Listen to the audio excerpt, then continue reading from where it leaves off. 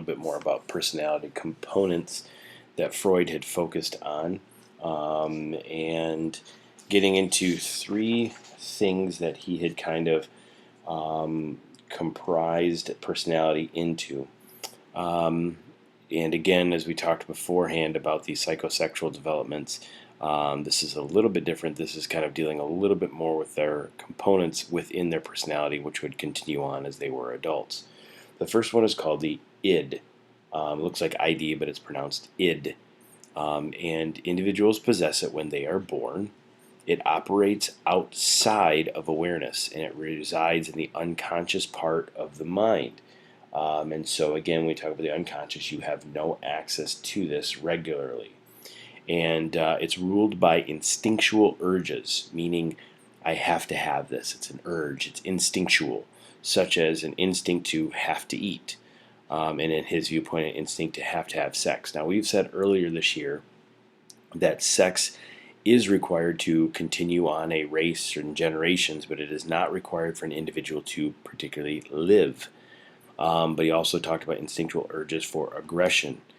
And here's what I would really highlight here with the id. It works on the pleasure principle, meaning the desire for immediate satisfaction and the avoidance of pain. The pleasure principle is found in the id. It's the thing that tells you if it feels good, do it.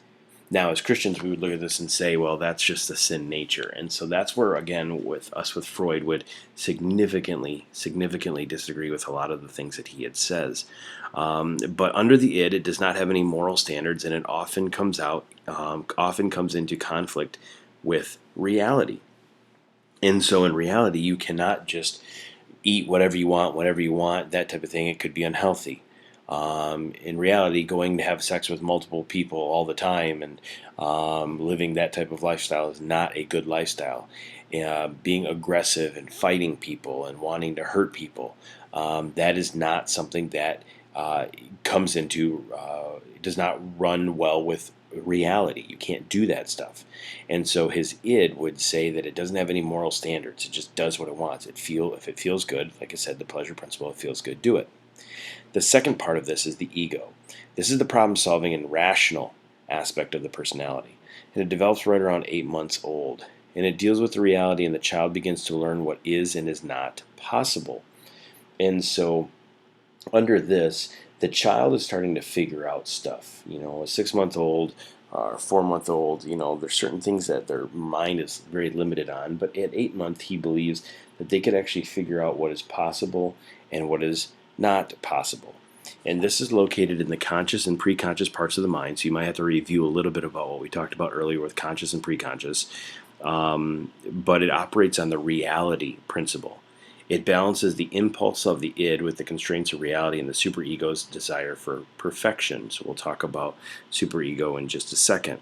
And so this is kind of like again, almost if you want to think about like the Looney Tunes cartoons with like Bugs Bunny and how he had like the devil on one side and then the angel on the other. This is kind of where the two kind of work together.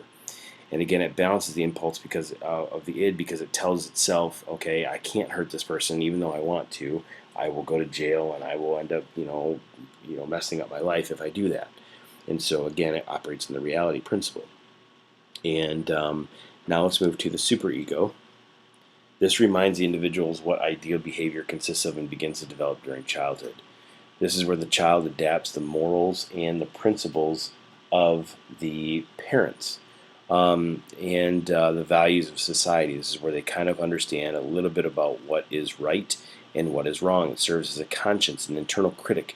So I guess when you think about that Looney Tunes example, this would be the superego versus the id would probably be the most accurate analogy there. But it determines right and wrong and generates a sense of guilt. So when they do something wrong, this is what they are like, oh man, I shouldn't have done this. And part of that is because they adapt the morals and the principles of their parents. If their parents are okay with them stealing and hitting people and being aggressive, then it won't violate their principles, their morals, because that's what they've been taught. And so this is how like you get people that believe that racism is okay. If the parents have implemented racism, then a person that is a child doesn't necessarily think that it is even remotely wrong. The superego is located in all three levels of the mind and is often in conflict with the id. So it could be in the unconscious, which you don't have access to, the preconscious, which you do have access to, and the conscious, which is this constant flow of information going in and out of your mind. So this is the superego. So again, as a review, the personality components that Freud had would be the id, ego, and superego. Let's move on to defense mechanisms. Defense mechanisms are unconscious methods that reduce anxiety caused from unacceptable thoughts and unacceptable desires. Now, when we're talking about the unconscious here, we are kind of referring to, because this is all under Freud, we are talking about that part of your mind that you don't necessarily have access to, or it's operating and you don't realize it's operating that way. Now, these methods allow individuals to convince themselves that nothing is wrong so that they can avoid coming face to face with conflicts or shameful situations.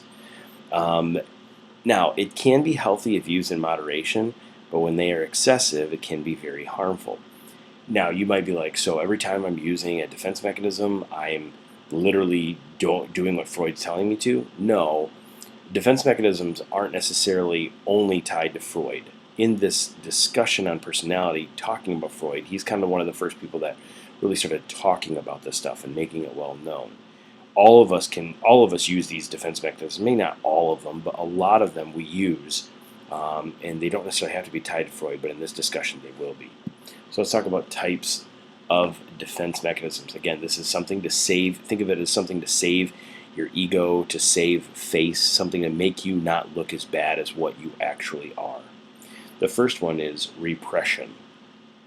Repression is unconsciously reducing anxiety by blocking a painful incident or event even from your awareness. So you're unconsciously reducing the anxiety that is created, and you block that painful incident. You get it out of your mind so that you don't even think about it. Anxiety producing unacceptable wishes and thoughts, are pushed into the unconscious. And again, as Freud would say, in the unconscious, you won't have access to it. So example, you forget that your zipper was down in front of everyone at a school play when you were in the 6th grade because it was super embarrassing.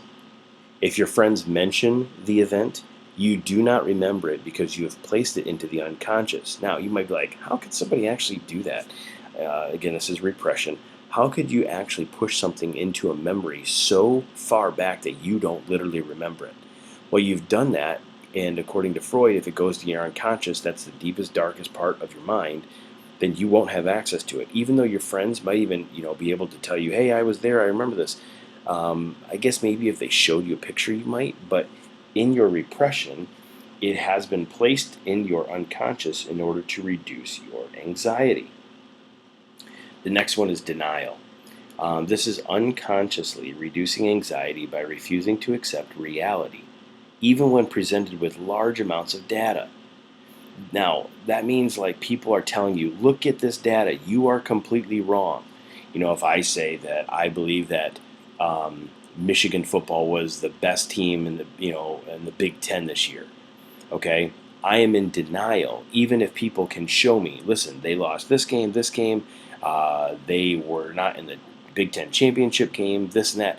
Even if they show me that, I still continue to believe my thoughts, and I reduce that anxiety by refusing to accept the reality even when they presented large amounts of data. It involves rejecting external events that pose a threat to my ego. A good example here that we would use for denial is a drug addict who refuses to accept they have a problem, even after hard evidence is shown to them. Even after you show them that they have physical deterioration, the loss of their job, damaged relationships, they still continue to take drugs, and they are in denial that it is not ruining their life. So denial is a very common form of a defense mechanism. It's something that we would commonly use because it's easy. You just don't want to believe it, so you don't. The next one is displacement. This is where you're unconsciously, again, we're using the word unconsciously in all of these things because you're not trying, it just kind of does that because it protects your ego, unconsciously reducing anxiety by taking out aggression on someone or something that is less powerful or threatening than the true source of your anxiety. And so, let me give you an example. You might be mad at your teacher, but you're afraid to say anything because you would get in trouble. And so, therefore, you know that if you yelled at your teacher, your parents would basically kill you. But later on that day, you take your anger out on your parents because your mom is kind of seen or your dad is kind of seen as like a safe target. And it allows you to displace your anger from your parent, from your teacher, who you're really mad at, and you put it on your parents. We use this one a ton. It's like you have a really, really bad day at work or a really, really bad day at school, and you can't take it out on your boss. You can't take it out on your teacher. So what do? You take it out on your kid sister or your kid brother. You take it out on your parents because you know they have to live with you and they have to love you and same type of thing. So therefore, you take it out on them. You're displacing your anger out on somebody else. Again, you are unconsciously reducing the anxiety. The anxiety would be if you yelled at your teacher, you would be in trouble. That's the anxiety. So unconsciously, you reduce that by taking it out on somebody else. That is called displacement. The next one is sublimation. This is unconsciously reducing anxiety by directing aggression toward a more socially acceptable outlet, such as exercise, sports, or hobbies. This is kind of considered a healthier version of displacement.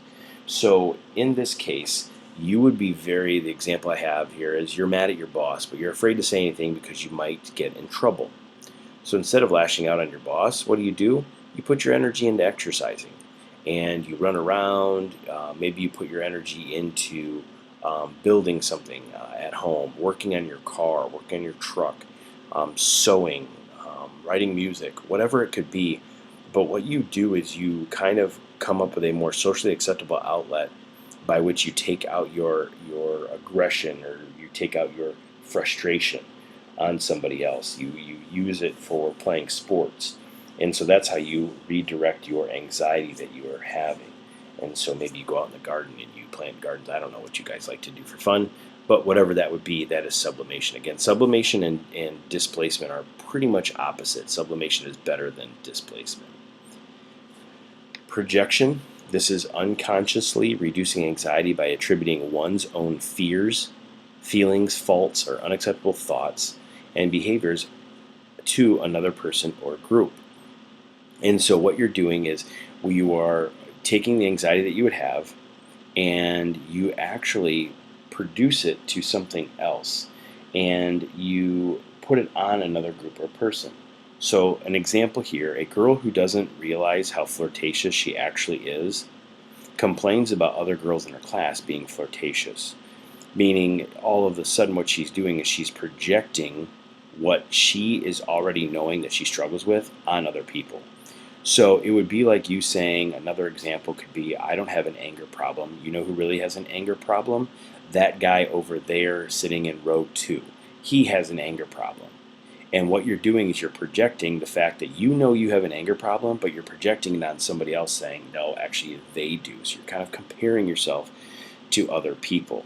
And you're realizing that your feelings or your faults are on somebody else. You might say, I don't really cheat on a test, even though you might, but you're saying, hey, Billy over there, he really cheats on a test. I'm not a teacher's pet. You know who's really a teacher's pet? Mary. Mary is a crazy teacher's pet. Oh, you wouldn't believe the things she does. And what you're doing is you're projecting that onto other people. All right, so what we're going to do is we're going to stop here, and I will go with rationalization, reaction formation, regression on tomorrow. So hope this was helpful. As always, guys, if you have any questions, please let me know.